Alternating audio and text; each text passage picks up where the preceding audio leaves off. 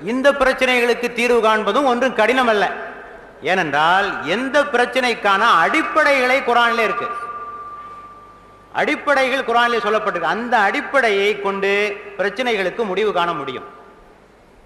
ஆனால் முடிவு காண்பவர் தான் தகுதி பெற்றவராக இருக்க வேண்டும். இந்த பிரச்சனைகளுக்கான முடிவு காண விளைபவர் அவருக்கு சமய ஞானம் இருக்க வேண்டும், விஞ்ஞான அறிவும் இருக்க வேண்டும், உலகம் பற்றிய ஞானம் இருக்க வேண்டும். இப்படி எல்லா ஞானங்களையும் பெற்ற ஒருவர் பிரச்சனைகளை முழுமையாக அலசி ஆராய்ந்து இஸ்லாமிய ஒளியில் அவற்றை பார்த்து இன்றைய பிரச்சனைக்கு தீர்வு தர முடியும். ஆக தீர்வு தர முடியாத பிரச்சனைகள் எதுவும் ஒன்று இல்லை. அப்படி ஒரு தனி மனிதனால் முடியவில்லை என்று வைத்துக் கொள்ளுங்கள், ஒரு குழுவினராக வந்து அந்த பிரச்சனைக்கு முடிவு காணலாம்.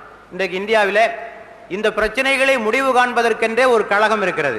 ஃபிக் அகாடமி என்று ஒரு அகாடமி இருக்கிறது டெல்லியில்.